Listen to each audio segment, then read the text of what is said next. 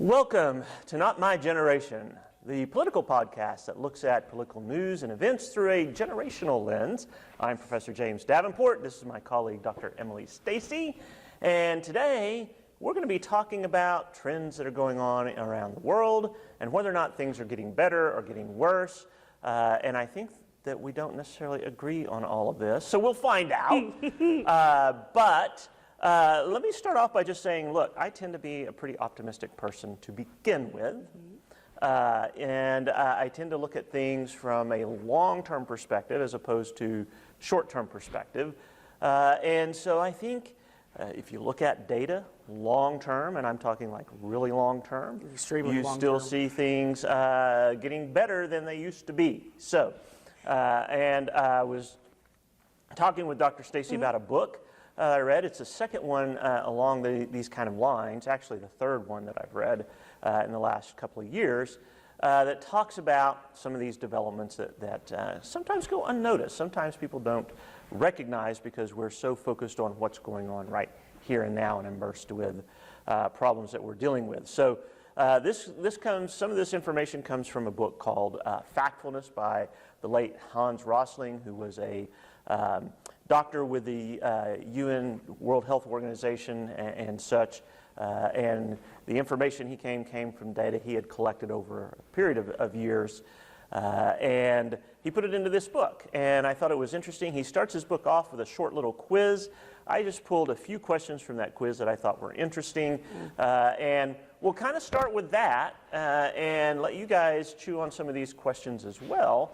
And then Dr. Stacey, I think, is going to have some insights of her own relating to some of this. Blink, blink. I should also give the disclaimer, right? So I think that Professor Davenport is right to give you guys a bit of a warning where he is more optimistic about things. I must say that I'm certainly not a pessimist, but I definitely subscribe to realpolitik.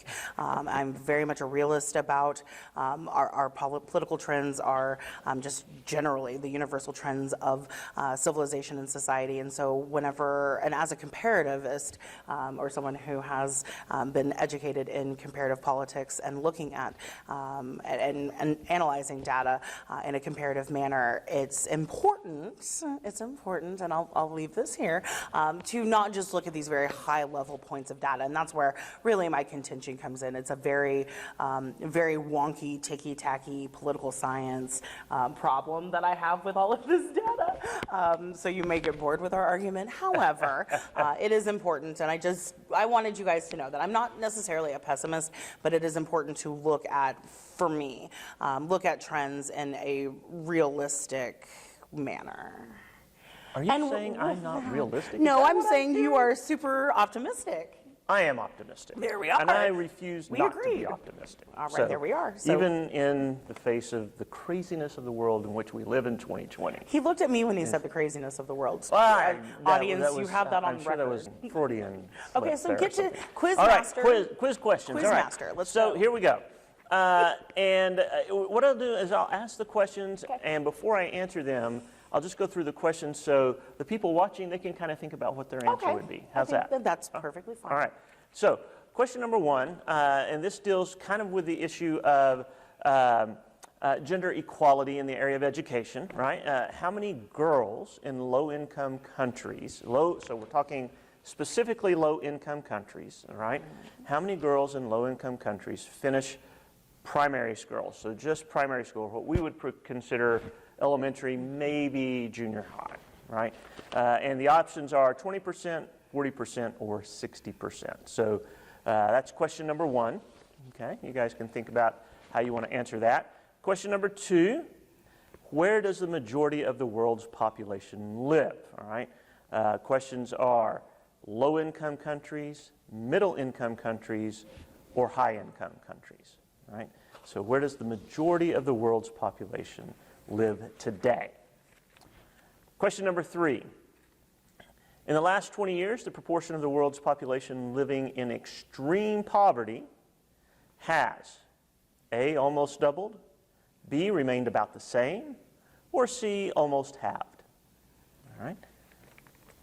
Question number four, how did the number of deaths per year from natural disasters change over the last 100 years? A, they more than doubled. B, they remained about the same. Or C, they decreased to less than half of what they were 100 years ago. And the last question that I'm going to throw out there, worldwide, 30-year-old men have spent an average of 10 years in school. How many years have women of the same age spent in school? And your options are 9 years, 6 years, or 3 years. So that's just some of the questions on this little quiz that he starts off his book with, and he uses that as a launching pad to talk about lots of other trends besides that. So I just pulled these few. So we should mention, and we'll have our lovely producer James put up the link. There's actually a link to this quiz online, so we'll put it up for you guys so you can actually take it on the internet as well. Yeah, that would be great, and you can kind of see some of the other questions and look at that and see how I'm right and Dr. Stacey's not so right. It's so but cute. that's a discussion. Anyway, all right, question number one. Questions, Mr. Wright. Yeah, so how many girls in low-income countries finish school? 20%, 40%, or 60%, primary school. What was your answer? 60%. Yes, that is correct, right? Indeed. In fact, there's only a few countries in the world where fewer than 20% of the girls finish primary school, and only about 2% of girls worldwide live in such countries. So, and again, then you might say, well, gee whiz, that means 40% of girls aren't finishing primary school. That doesn't sound very good. And Hans Rosling doesn't say, hey, hip hip hooray, but he says, if you go back 100 years, if you go back 50 years, if you go back 200 years, those numbers are way better, and there's far fewer people dealing with that kind of situation, right? Where does the majority of the world's population live? Low income, middle income, or high income countries? This is an interesting one. I'll answer you and answer you correctly. Okay. It's middle income. Yes. But he does an interesting four-tiered kind of classification of these countries that doesn't exactly meet with the levels of poverty that we've seen from the UN, for example, or the designation of underdeveloped, less developed, et cetera. Right. He doesn't like those designations, and he argues that they don't adequately describe the actual way in which people are living and the situation countries find themselves. So, yeah, and to be clear, right, the World Bank and the UN define living in extreme poverty as living on less than $2 a day. Right.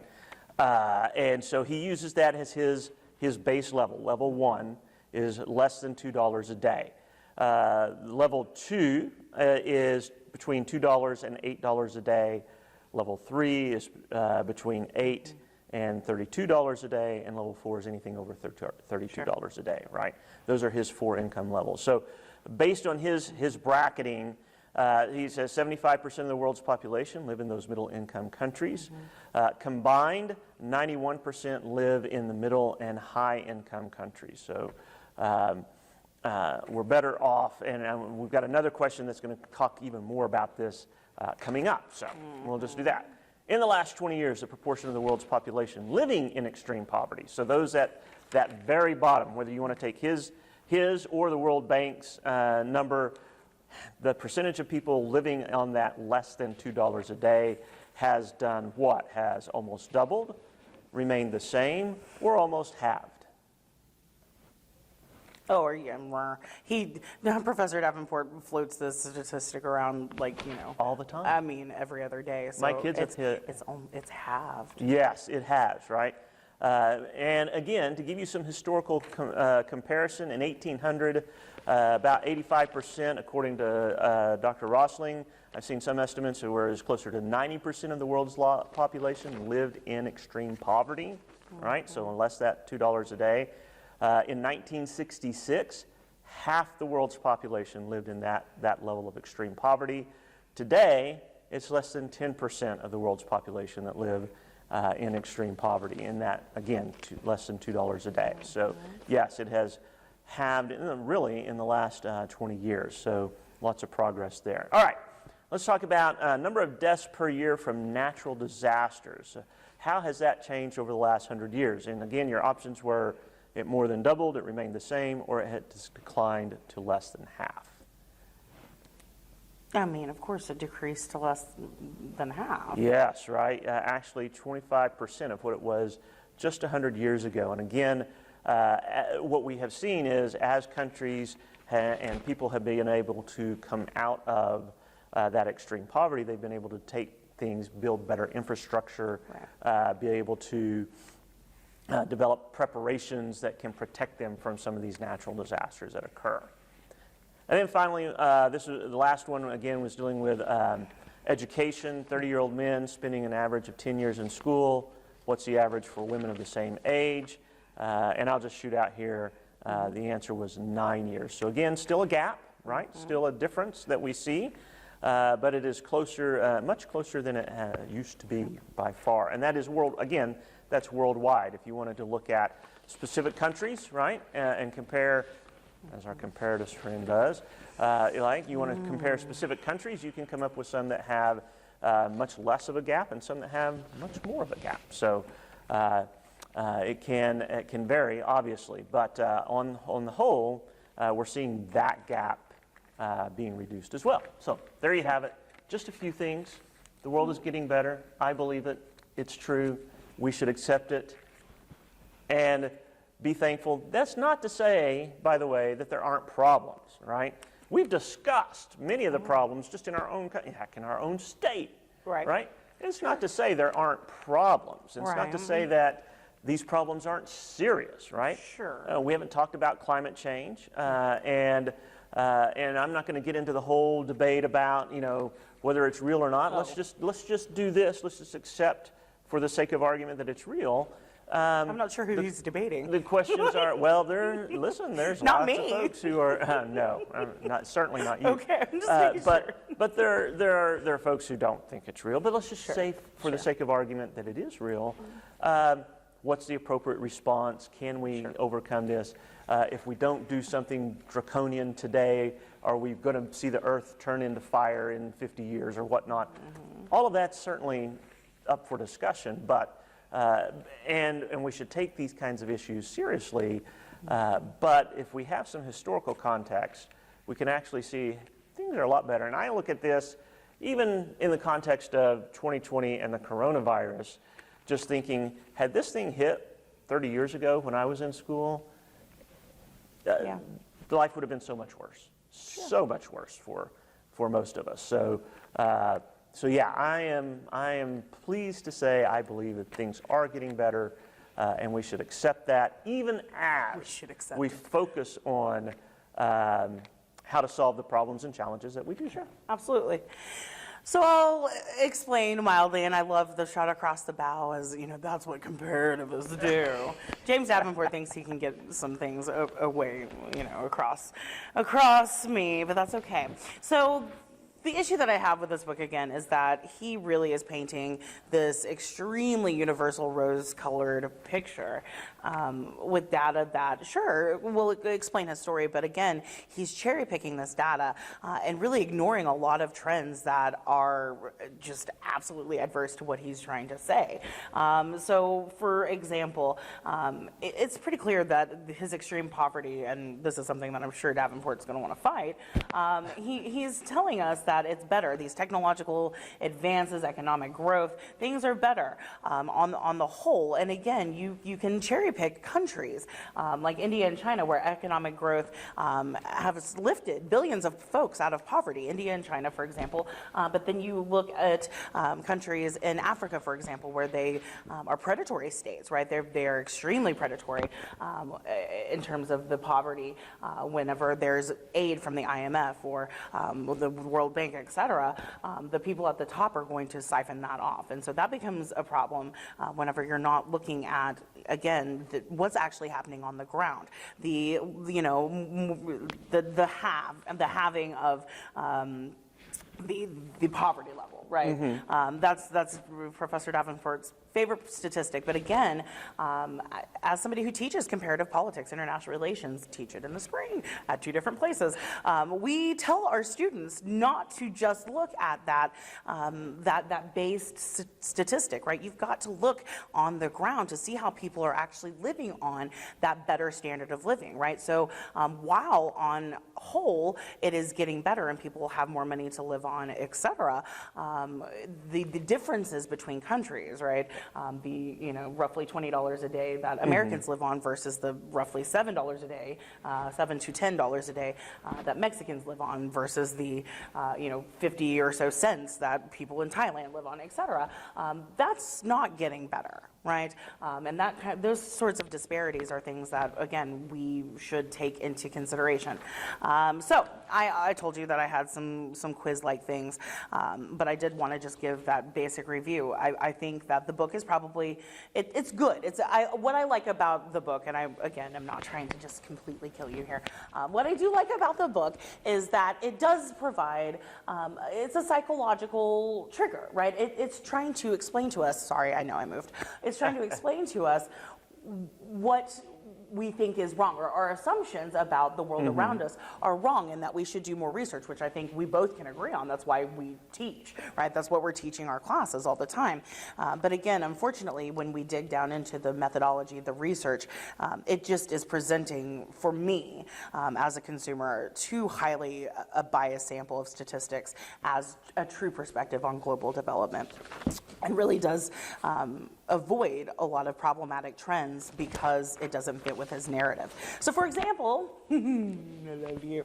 For example, kids, all right, so we did a little quiz earlier. I'm not gonna give you the quiz style, although I will see if Professor Davenport wants to answer. These numbers come from the Global Change Data Lab run by Oxford University, one of my favorite places. I studied there for a summer. So numbers of refugees in the world, James Davenport, have a guess? The number of refugees in the world today, just say 5 million, 10 million, or more than 25 million. I'm doing this quiz on the fly, kids. I'm trying to think of, okay, world population plus hot spots in the world. I'll shoot for the middle. I'll say 10 million. 10 million is definitely incorrect. The number of refugees in the world today, 26 million. Okay. Number of forcibly displaced, which is different. Different than a refugee. Right. These are people who have maybe not had to be forced out of their country to another country, but have definitely been moved out of their home. That would be the distinction, correct? Yes. Right. Okay, so forcibly displaced, how many? 50 million, 60 million, or more than 70 million? 40 million, 60 million, or 70 million. Let's go. I'm the C student. We'll go with the middle one again. I love you. The 60 million. It is incorrect. The number of forcibly displaced is actually more than 70 million, 79.5 million, according to the United Almost 80 million. Nations. Wow. Almost 80, yeah. Number of children younger than 5 that die each year. Let's say 1 million, 3 million, or more than 5 million. Number of children that died I'm sorry, number of children younger than the age of 5. That died each year. Yes. 1 million, 3 million, or 5 million? More than 5 million. I'll go with the more than 5 million. 5.5 million. Yeah. That is 3.9% global child mortality rate. So this one is not a question, just an observation. The global median age increased from 22 years old in 1970 to 31 years old.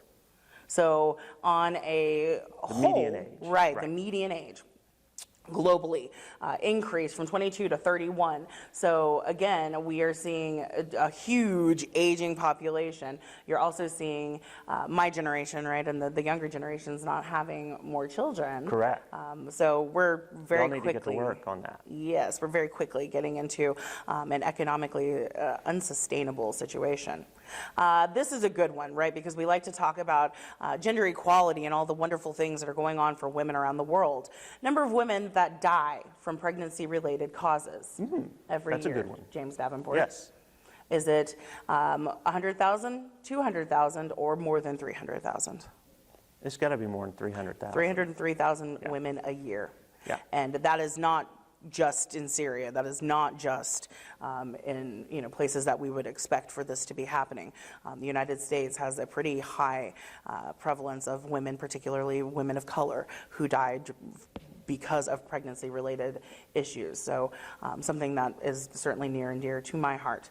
Number of folks who commit suicide per year, James Davenport? Number of folks who commit suicide. 100,000, 1 million, or more than 500,000. I did that all backwards. I say I did that more than 500,000. Yeah, it's 800,000. Okay. 58% are younger than the age of 50. I'm almost done with my little quiz. Number of folks age of 50? under the age of Okay. 50. 58% of them. So if you reach age 50, you're less likely to commit suicide. Yeah. That's good to know. That is, yes, sir.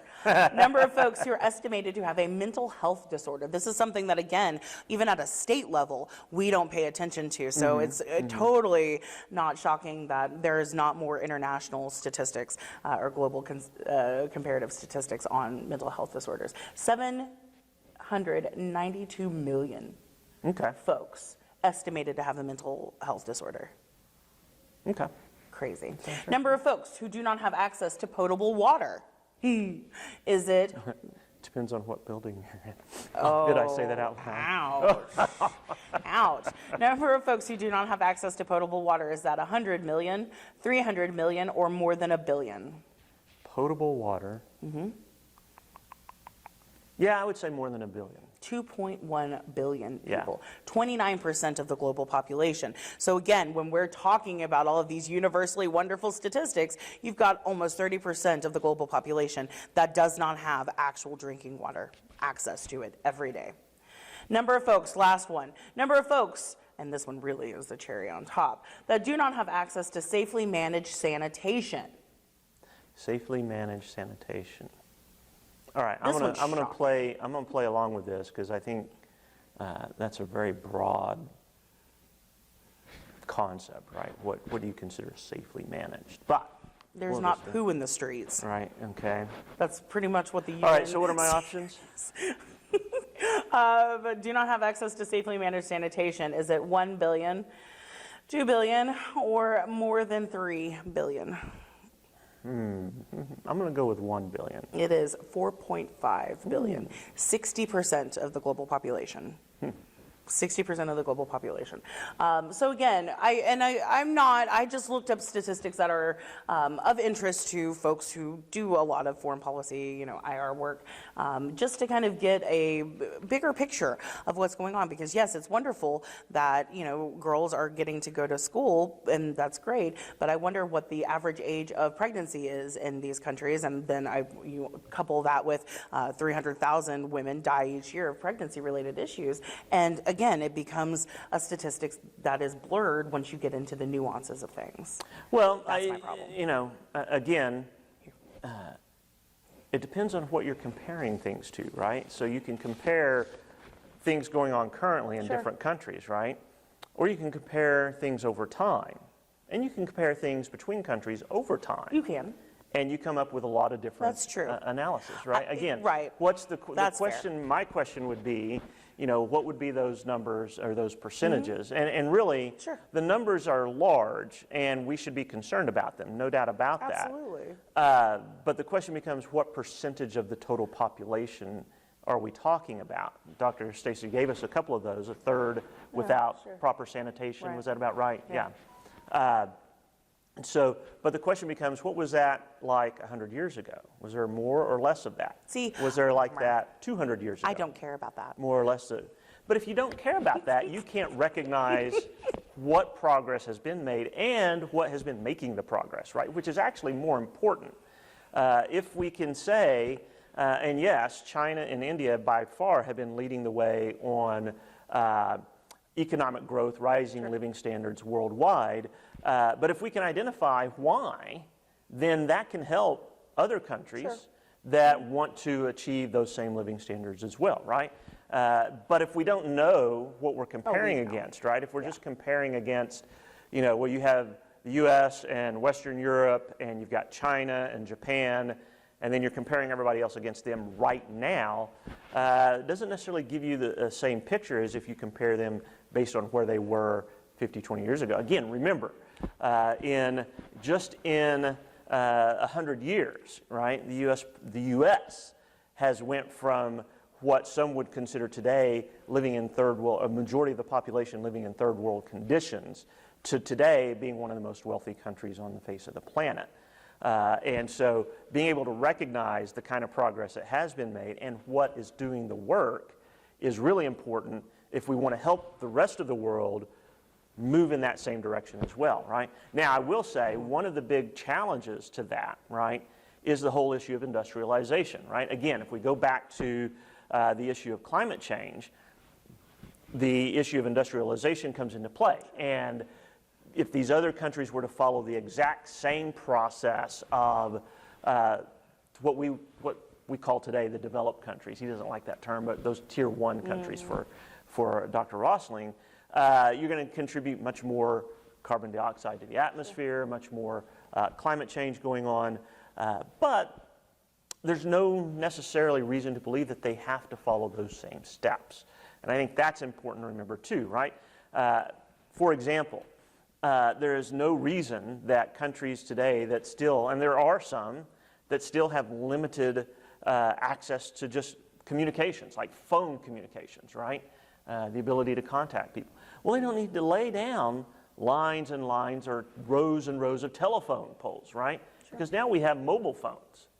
And you can do that a lot easier and a lot less expensively than hanging up, killing trees and hanging up lines of phone to do that. So you can skip a step, so to speak. And so you can see that kind of development as well.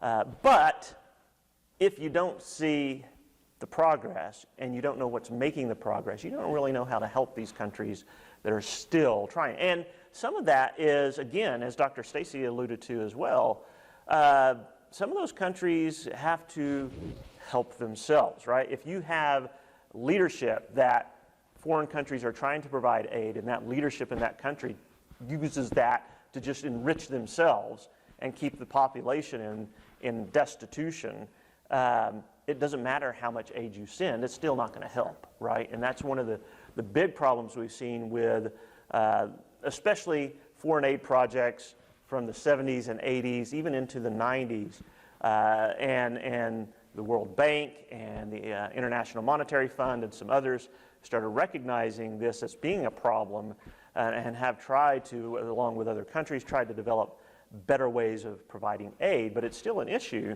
if the leadership structure in your country doesn't care about how the average person in that country lives. You can pump all the aid into there that you want, and you're not going to see a lot of progress. Yes? No? Sure. I think so. Okay. But the point is two things, right? We can, and Dr. Rosling says this in his book, and I absolutely agree. You can say that things are getting better, while at the same time saying there are a lot of stuff that's still bad, and we need to address that, right? They are not mutually exclusive, right? We can say that on the whole, the world of 2020 is way better than the world of 1820, right? Without saying that everything's perfect in 2020, right? They are not mutually exclusive statements, to be sure. But I think we have a bad habit of focusing on all the bad stuff without recognizing some of the very positive trends that have been going on for quite a while and are less reported. Let's be honest. The news does not get you to watch if they're telling you about good stuff. They get you to watch by telling you about all the bad stuff. It's a fact in publishing. We know books that tell you that the world are ending are going to sell better than books that tell you that the world is getting better.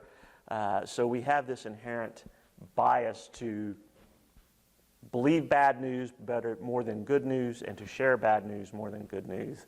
And that can distort our worldview, and it can distort how we view the world around us. So Dr. Stacey is certainly correct. There's still a lot of bad stuff that needs to be addressed. Indeed. And we should not take that lightly. And saying that we have made significant progress is not the same thing as saying we've solved all those problems.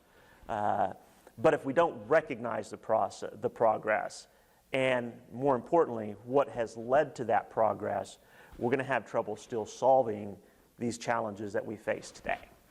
And that's my story, and I'm sticking to it.